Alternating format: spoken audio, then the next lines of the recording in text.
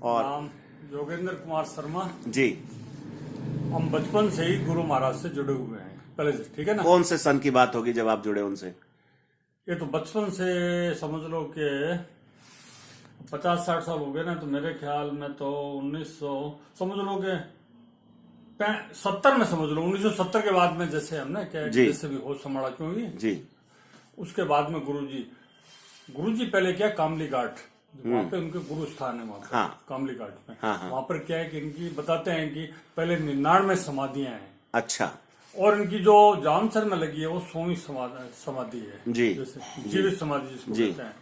तो गुरुजी पहले आए थे, तो वो क्या है कि जामसर रेलवे साइडिंग पे पूजा पाठ जो भी क्या है भजन का काम करते थे। जी, उदयपुर से मजदूर आए हुए थे। जी, किसी मजदूर ने क्या है किसी ठेकेदार से पैसा उधार लिया था, जी, वो पैसा वो चुका नहीं सका।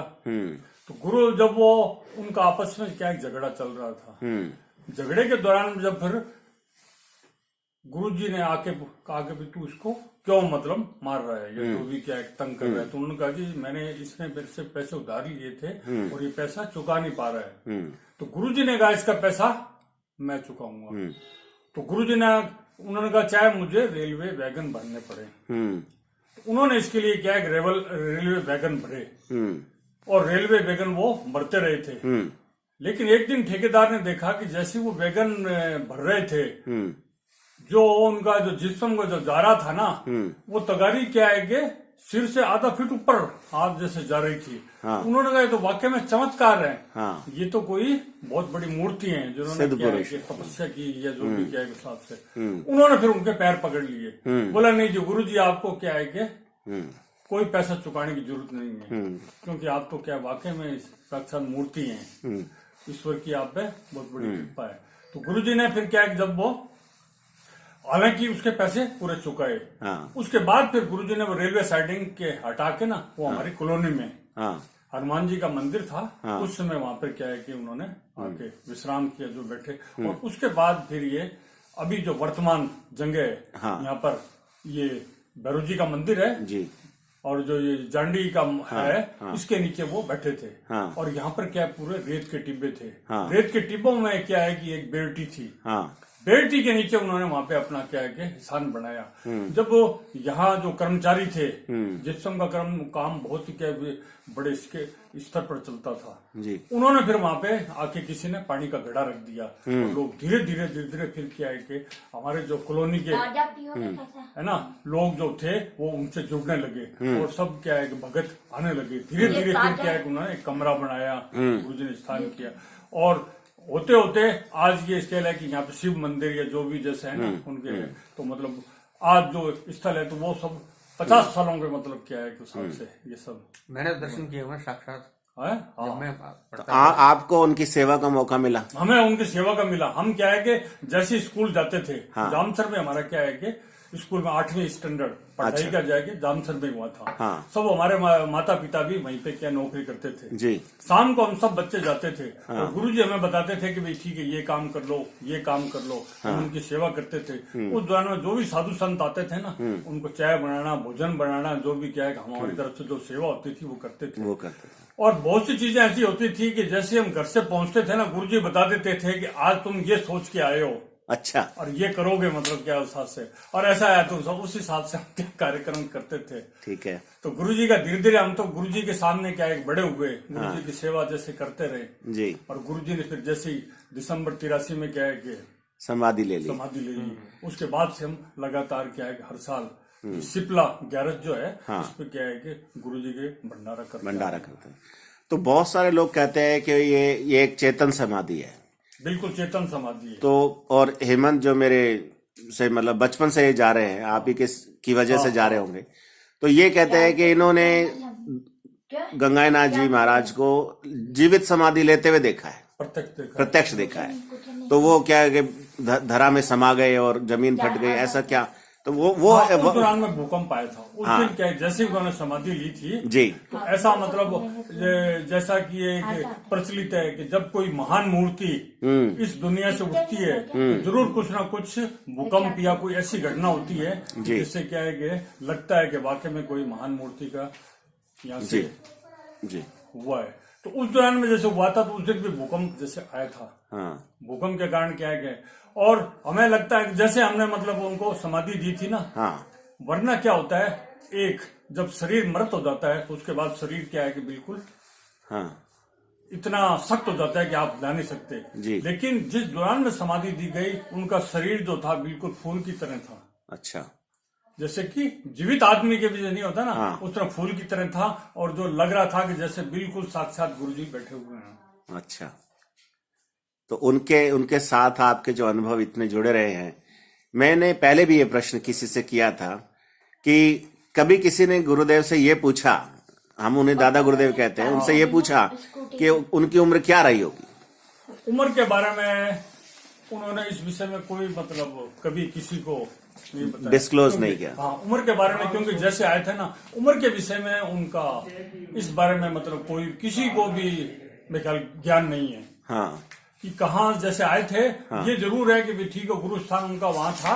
हाँ। कछबली, हाँ। उदयपुर के पास में जी। बाकी उनकी क्या उम्र थी। हाँ। और किस जगह जैसे आया था, इस बारे में कोई भी क्या है कि किसी को ज्ञान नहीं है। किसी को उम्र ज्ञान के बारे नहीं। में तो किसी को ज्ञान कोई नहीं बता सकता है किसी बारे में तो क्या है। और क्यों, और फिर साधु संतों का तो मालूम ही नहीं पड़ता कि उनकी उम्र क्या क्या रही। क्यों कि उनकी जो सिर के बाल थे वो एड़ी के लगते थे। अच्छा, सिर के बाल जो थे हाँ। वो एड़ी के लगते थे, तो अब खुद अनुमान लगाया जा सकता है कि उनकी क्या उम्र रही होगी। हाँ।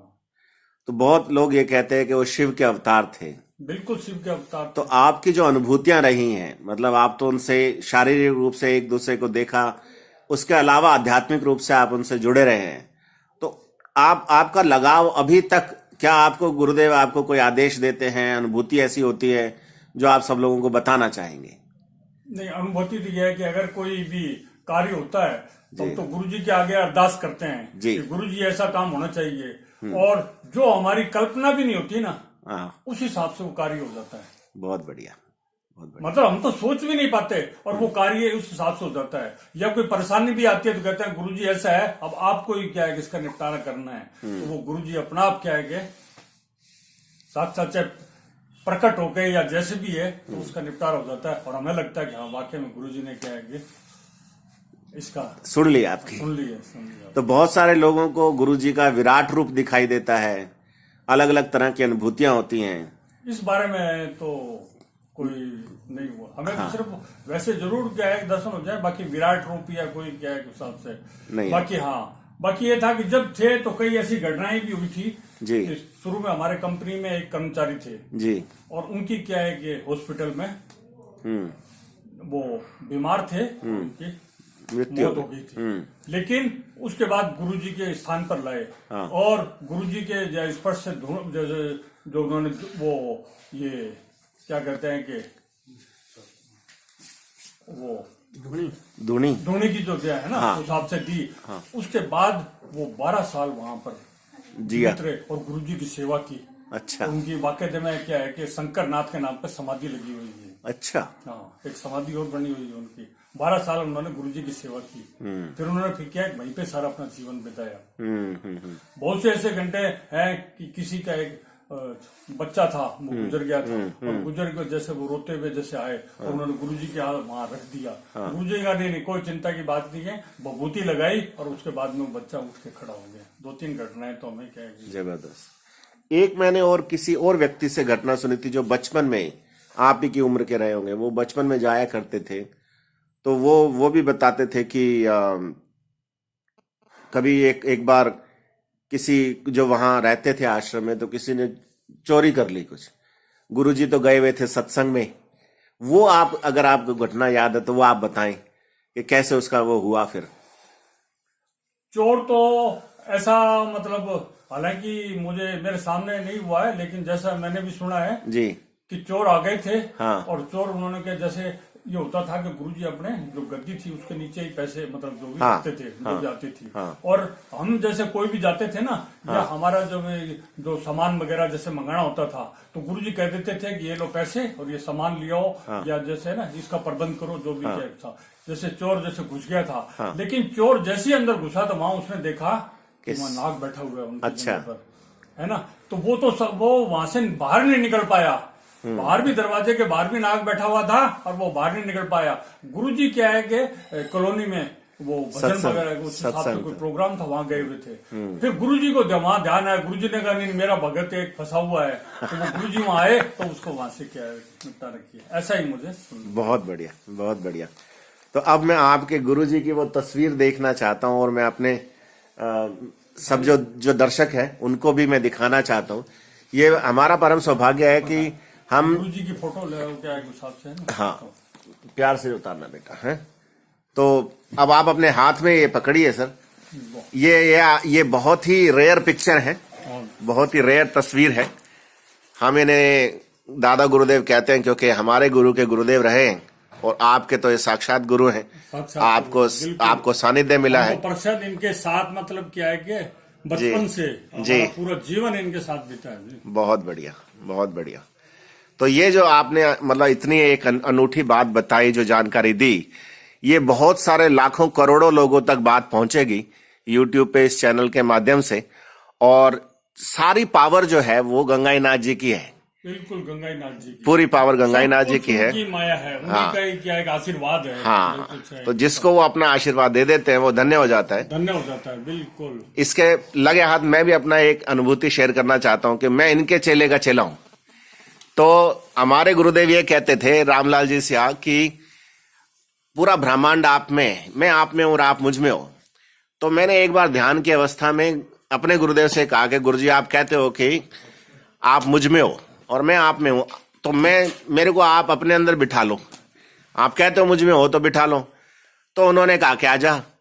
और मैं जैसे अंदर गया तो मैं उनके शरीर में बैठा हूं और पीछे जब मैं मुड़ के देखता हूं तो गंगाईनाथ जी बैठ करके मुस्कुरा रहे हैं।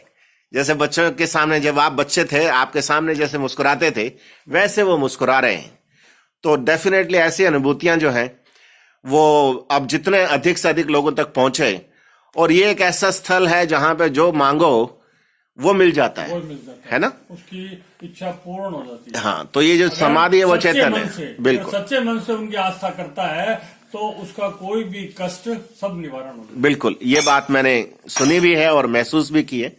और मुझे सौभाग्य पिछले साल भी मिला था, वहां से भी मैंने लाइव किया था। और आज आपके साथ यहाँ बैठ करके ही गुरुजी ने बात करवानी थी, इसलिए मुझे आपके पास भेजा।